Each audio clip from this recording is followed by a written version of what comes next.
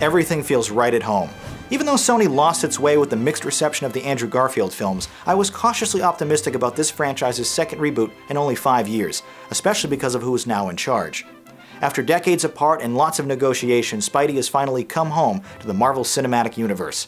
Released worldwide on July 7, 2017, this Jon Watts action comedy superhero film is the 16th entry in that impossibly successful franchise, and is all but assured to make back its $175 million budget on opening weekend.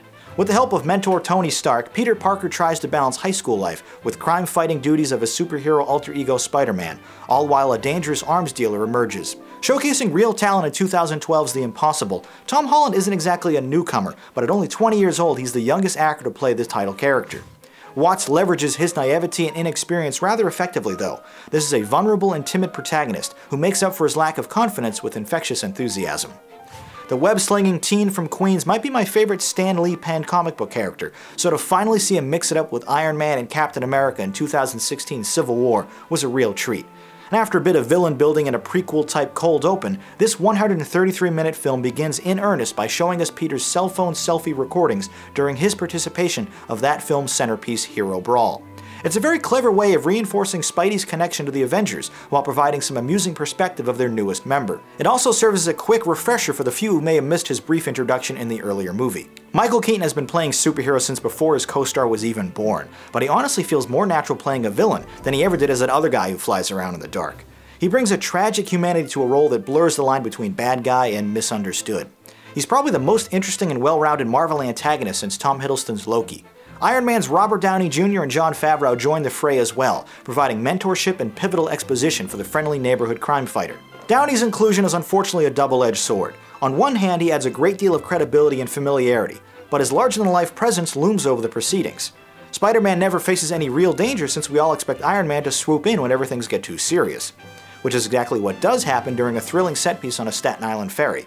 Thankfully, the script uses this unearned rescue as a teachable moment for its overwhelmed hero, with RDJ scolding his apprentice, "If you're nothing without this suit, you shouldn't have it."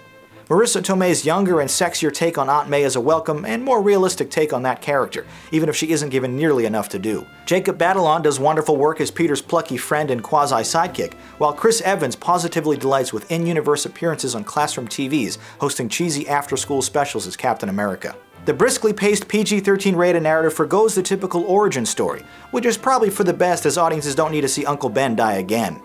An early and upbeat montage of Spider-Man protecting his neighborhood is all we need to get right back into this character's world.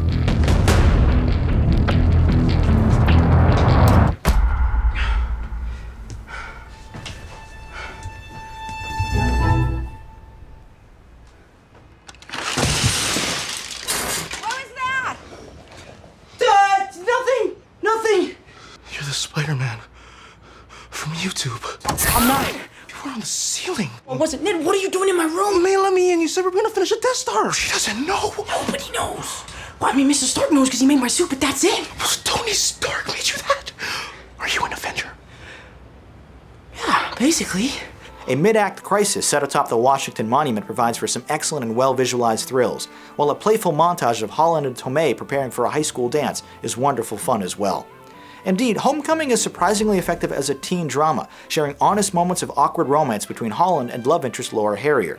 Some of my favorite parts of the film were actually during the credits. The opening logos of every Marvel movie now play like a greatest hits montage of their impressive catalog, with Michael Giacchino's orchestral version of the Spider-Man theme playing beneath it. At the conclusion of the film, a final line from Tomei, interrupted by a smash cut to the ending titles, got the biggest laugh of the night. But make sure to stay all the way to the end of the credits, as a bonus cameo from a familiar face had me in stitches from his fourth wall breaking dialogue. As great as all the individual components are, Spider-Man Homecoming is not without its faults. There's a slight identity crisis here, as Spidey's story feels overshadowed by the Avengers' world building. Spider-Man's gadgets and technology feels out of place. Sure, his new suit is sexy, but the fancy gizmos quickly turn him into Iron Man Light and feel like a cheat. Later, during the climactic battle, it's difficult to see what's going on. Without giving too much away, it takes place at night, stuff is invisible, and our bad guy's outfit is all black.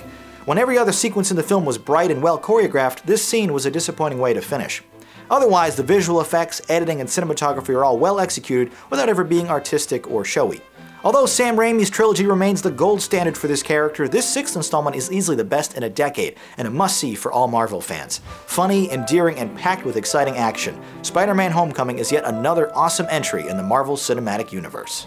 That does it for this quick review, but if you'd like to watch more Movie Night, click or tap the thumbnails on the left. And don't forget to visit the Jogwheel YouTube channel to see full episodes of this show, in addition to all the other content I produce.